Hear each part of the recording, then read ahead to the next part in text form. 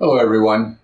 My name's Eric Wilson, and this is Berean Pickets. We're doing an interview today with a longtime friend of both the website and the channel, Frank Pinners.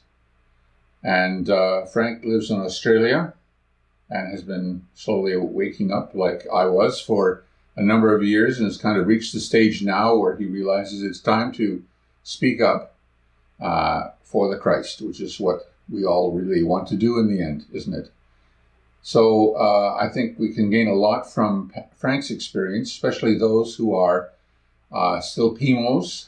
And if you're not familiar with the term PIMO, it's P-I-M-O, meaning physically in, mentally out. And there are many of our brothers and sisters who are mentally out, but are still physically in because of usually family relationships and the fear of being shunned completely, in which case they could no longer effectively preach to the family relationships they have. So we can learn something from Frank on that topic as well. So without further ado, I'd like to introduce you to my friend, Frank Pinners. So Frank, it's good to have you with us. Thanks, Eric. I'm glad to be here.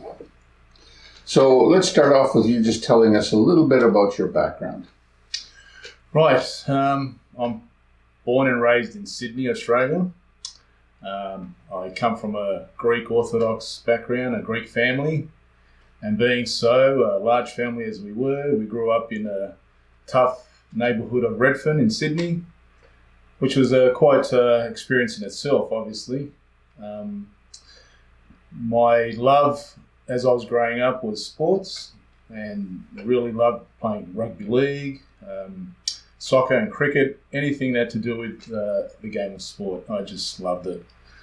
So grew up, in a big family and just loved my life. So tell me, do you understand the rules of cricket? Absolutely, yeah. 100%. You're a smarter man than I am. They're all very simple, actually, Eric. But yeah, I'm sure you'll get the you get the knack of the game. Okay, one of these days. Yeah. So, what precipitated your awakening? Okay, well, in the beginning, when I started learning the truth, if I can say that, with one of Jehovah's Witnesses, the thing that really caught my attention was the topic of the last days. And in that discussion, which I was overhearing, by the way, I wasn't directly involved in that discussion, the term generation came up, and it's the year 1914 as a starting date of Christ's rule in heaven invisibly, which I thought it was quite unique. I've never ever heard of that he actually started to rule, which was amazing. I thought, wow. And then the discussion sort of led to that 1914, that generation, in other words, those young people that saw that time, in their generation, they would not die off, but they would see the end. And I thought to myself, this was in the 1980s, it was explained to me that the generation, according to the Bible, that they were referring to was 70 to 80 years. So just do the math. 70 to 80, 1914, 1994, or, thereabouts. So I thought, I'm in the 1980s, maybe we're very close to the end. What if they're right? And so this was my thinking back then. I thought, well, what would it hurt to have a study with this person? So a study started and started to learn many things through the Live Forever book, or the Red Rocket, I think it was called. And although some things I didn't gel with me, I thought, are they enough to override this theme that the end is coming? And how bad would that be if I knew it was coming and I didn't do anything about it, and also help my friends? And that was my take. Right, that's what drives many witnesses. It's the fear that they're going to die or their friends will die eternally, and so they're driven to carry out the work that the organization puts before them Yes. because of that fear of death. That's more the driving factor, isn't it? Right. And going back to that question, there wasn't anything specific initially that started my awakening. However, there were little incidences, if you like, or little adjustments in the teaching. And the generation teaching was one of them. And I think it was 95 or 96, the year 95, 96. Mm-hmm. There was an adjustment in that teaching of the generation because you obviously, Remember that. right, the generation now has long gone and Mm-hmm. we're still here. Right. And so that was adjusted to be a new thought, new light, to say that they weren't sure really. It was open-ended. Who knows? Mm-hmm. But I remember, Eric, sitting in the Kingdom Hall when that announcement was made. I read through the Watchtower and I thought maybe there was something wrong there. Maybe the elders would give me a clarification on that point.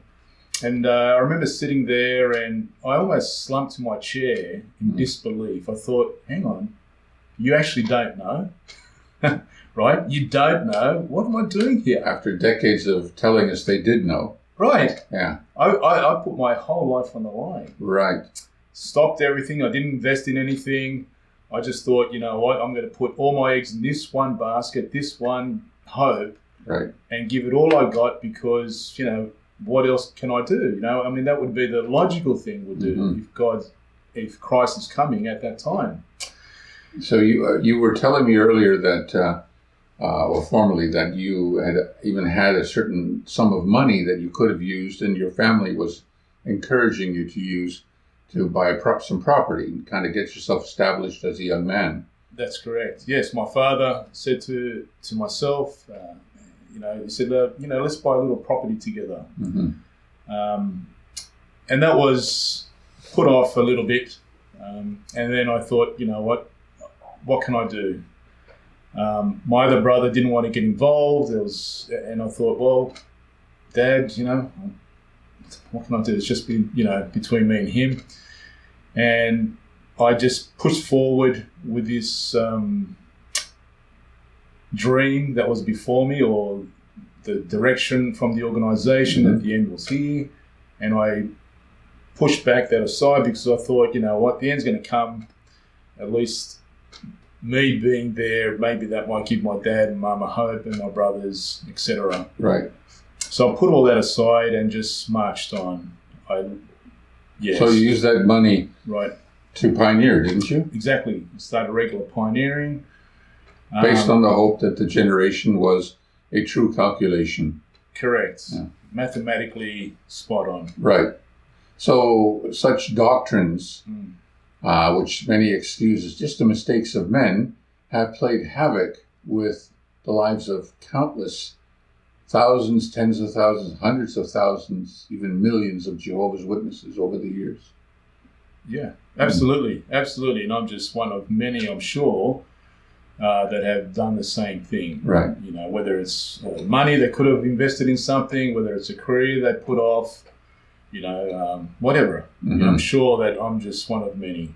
Yeah, definitely. I remember the Watchtower you're talking about. The first time it was introduced, my wife was mystified. She couldn't even figure out exactly what they were saying. It was so vague. All we could get from it was that we don't know anymore what the generation means. Oh, right. Yes. And then I think they followed it up a year or two later with a further clarification, completely denying the possibility that a generation could be used to calculate how long the last days would be. Right. And I'll see if I can actually find that quote and put it up here on the screen. Yeah, exactly. And it really threw me a curveball. It really confused me. I didn't really know mentally what to do. Should I stay? Should I go?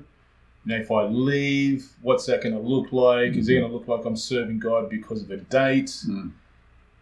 So ultimately I decided to stay because I thought, why am I serving God? And it's not because of the date. I'm actually serving Him because I love Him. Yeah.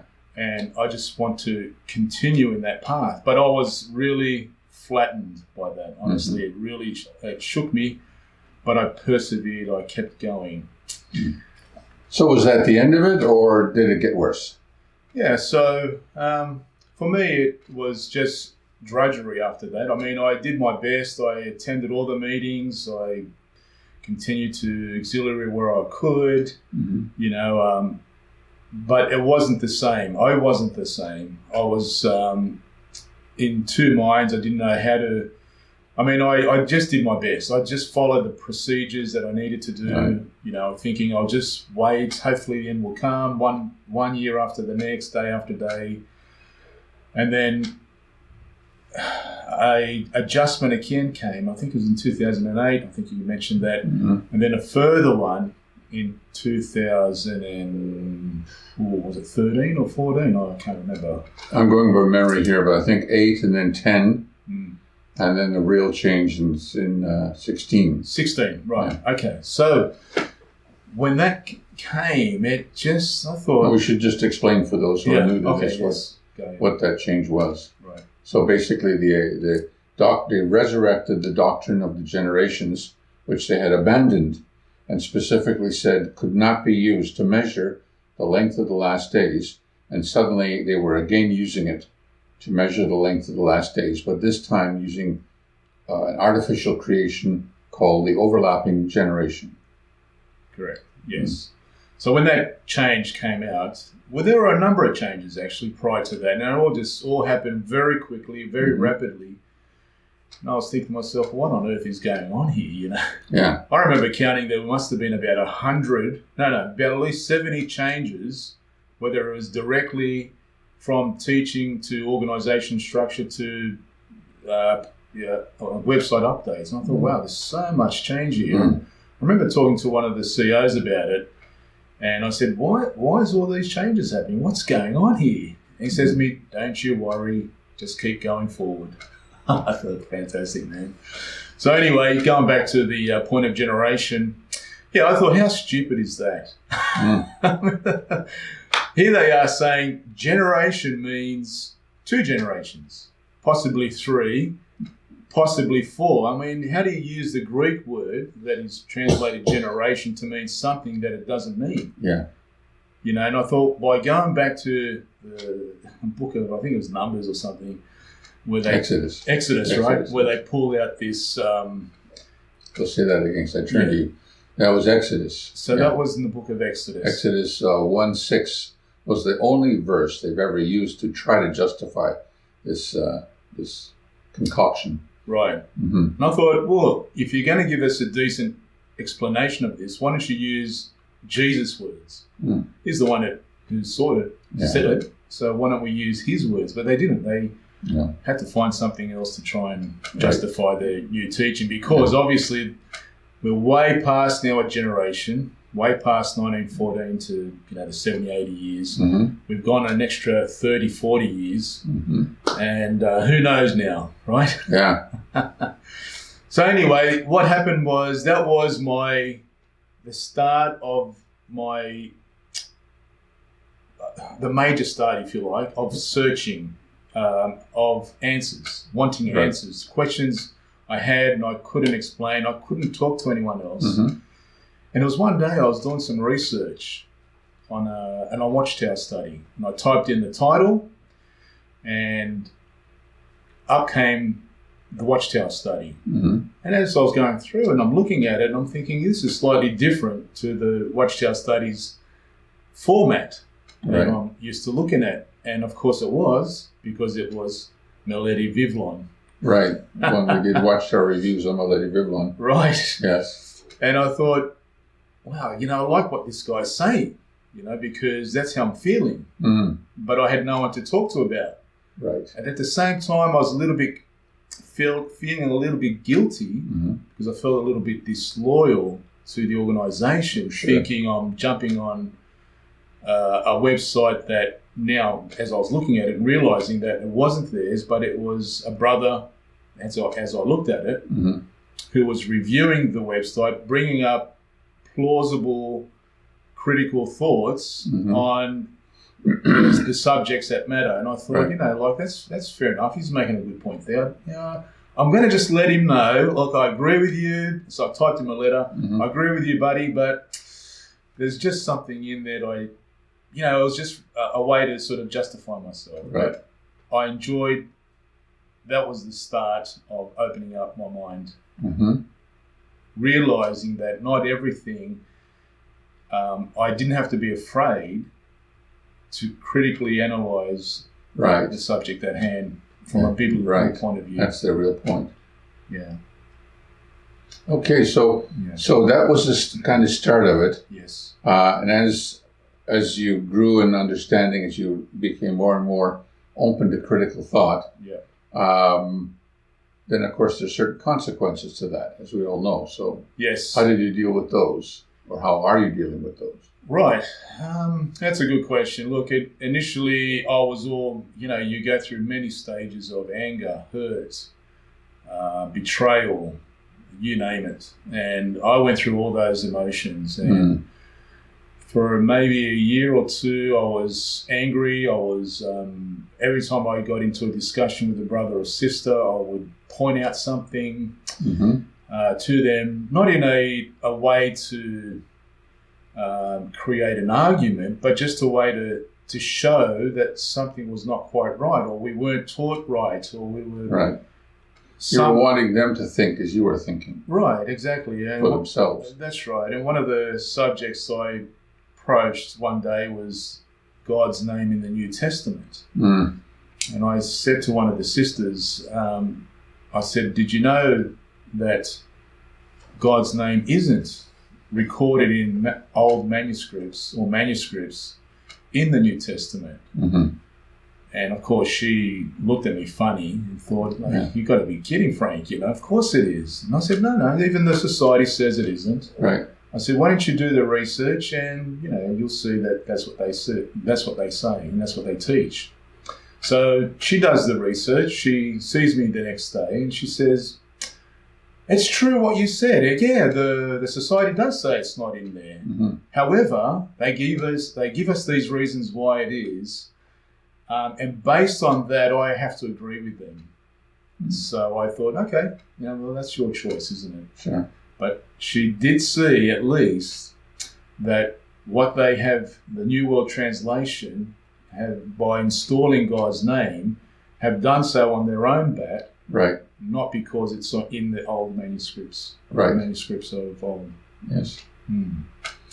So in these sort of, this is just one example, but as time went by, word got around in the congregation, so I understand. I don't know who, but I heard there's rumours of me talking to the brothers about different aspects of the teachings. Right.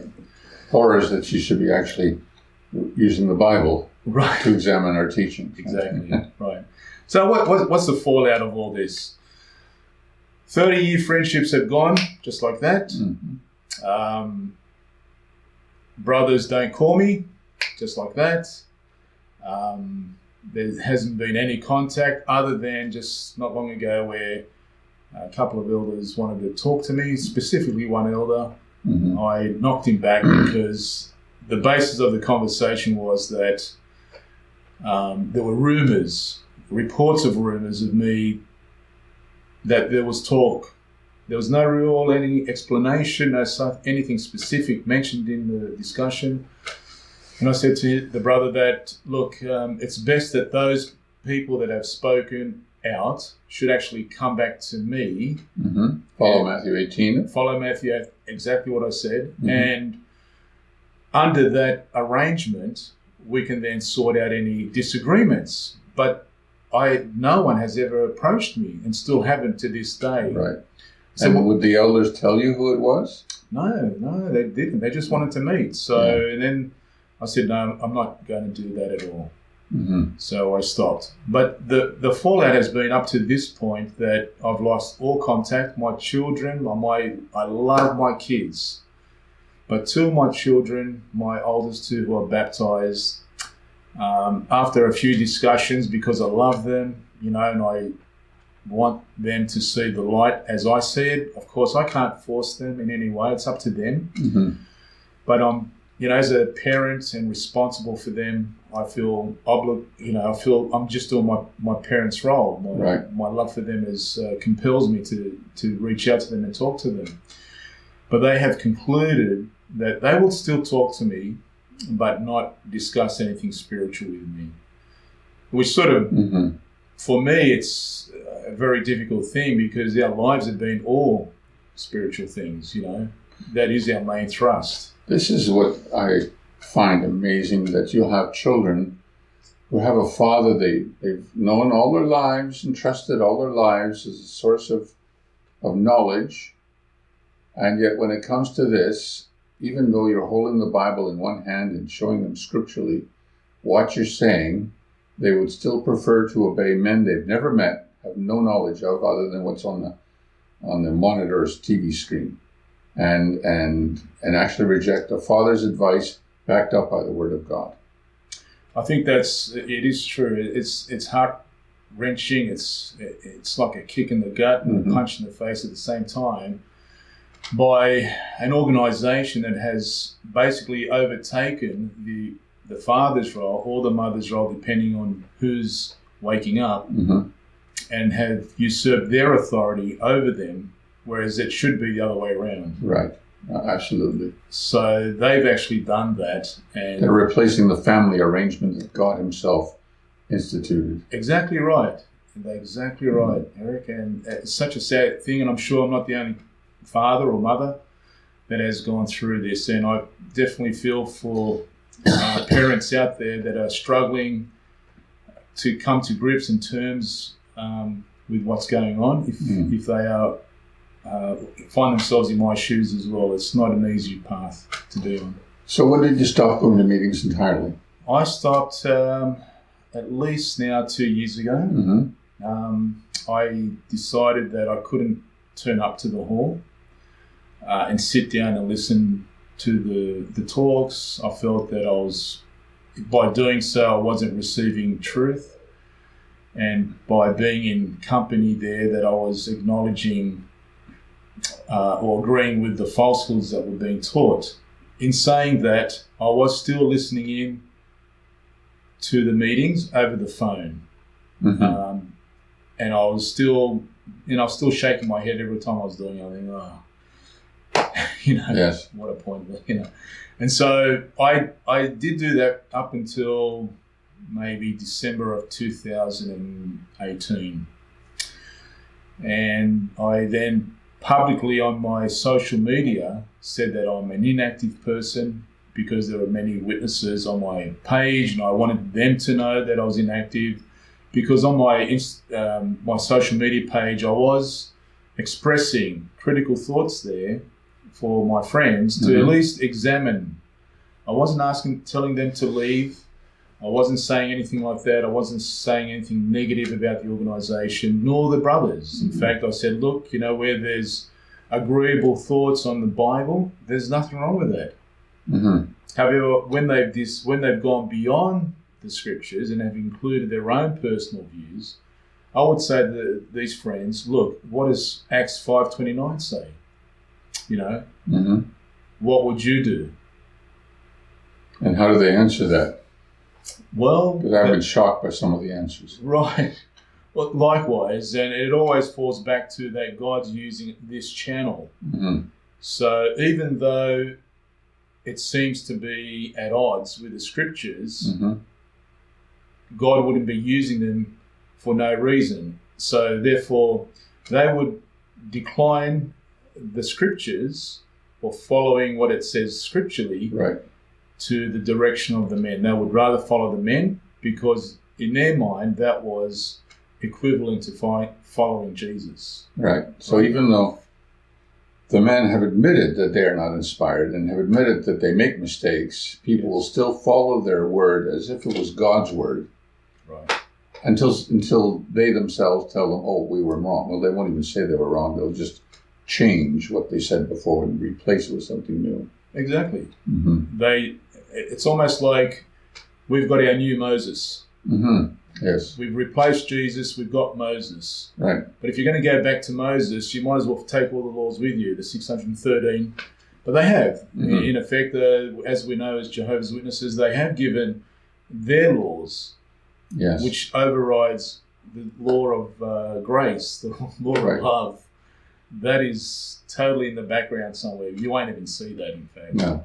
Yeah. So this is what the brothers are moving along in, these heavy burdens of written laws, legalism, works, trying to prove themselves day in, day out that they are being obedient and following the will of God under the direction of this governing body.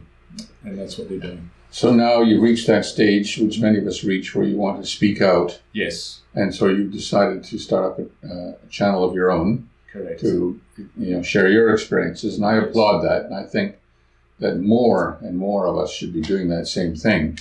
That the more voices that are out there sounding out the truth, the greater impact we'll have on those who are still in and are still slaves to that culture of obedience to men. Exactly. For me, it's not easy. And look, it's not an easy thing to do. You realize that no matter what you do, there will be consequences. Yeah. And you have to, it's a fear that grips you. But what I've decided is, because now I'm a born-again believer, I have been given a beautiful relationship with my Father in the heavens, and I know that I don't have to fear anything. Right. It is a relinquishing of my own will and giving it to the Lord, Right. that no matter what happens, whether it be good or bad, tough or easy, I'd rather be simple, to be honest with you. I'd rather we just shake hands, we can still be friends and talk, but it won't happen that way, not through this organisation. We know that persecution is going to come. I know by me speaking now, there will be repercussions on this for me speaking out. It's the words Jesus spoke when he said that we would leave father or mother or son or son or daughter or friends for his sake. And even though we might lose all our friends, we would gain 100-fold if we only persevere. Exactly. You're proving that firsthand in your own life. Yes, I agree with you, Eric. And like, it is trusting in the Spirit. It is trusting in the Lord Jesus. Mm-hmm. It is saying, look, I'm relinquishing my own will, and I'm going to give it to you, and I'm just going to go with it, trust in you. I know you've got my back, Excellent. It is a big thing, but I'm at that point where I'm okay with it now. I'm okay to cop a few. Not that I haven't already. I've already copped a few punches, but I'm okay with that. Good or bad. Come what may. I'm moving forward. And so with my current view, Eric, is all about now for me is explaining the new covenant. I want to talk more about the heart, how we've been given a new heart, a spirit indwelling spirit, and how that works with us every day as a believer. Right. For me, it took years to understand this. As a witness, we were told that, unless you get that tap on the shoulder, unless God sort of reaches in and tells you you're it, then you're just the other sheep. Right. But I've realised that, and it's taken me a while to this indoctrination to fade away. Right. That it's not a feeling, but it's a knowing. It's a knowing that you are a child of God, just through reading the scriptures and then believing in faith that is the case. Right. Through the death, resurrection of Jesus Christ. Yes. It's so simple, but it's so beautiful once you get it. Right. Yeah. So that's what I want to encourage those friends out there that are scratching their heads. If they're still waiting for that feeling, maybe. Maybe they see it black and white, but they're still waiting for a tap on the shoulder. It's not that. It's so much more straightforward than that. Yes, very true. Well, thank you very much for sharing all that with us, and we wish you and pray all the best in your endeavors with the new channel and the instruction that you'll be giving and sharing with us, and the experiences as well. You have our full support. Thanks, Eric. I really appreciate all your efforts and through the website, and just on a personal level, you've been a real encouragement to me, and you've always been there. Every time I've had a question, you've responded within 24, 48 hours max. You've always encouraged me, so I'm grateful. I'm here today because of that, and I wanted to see you just on a personal level, just to thank you personally. So thank you very much, Eric. You're most welcome. And thanks everyone for watching.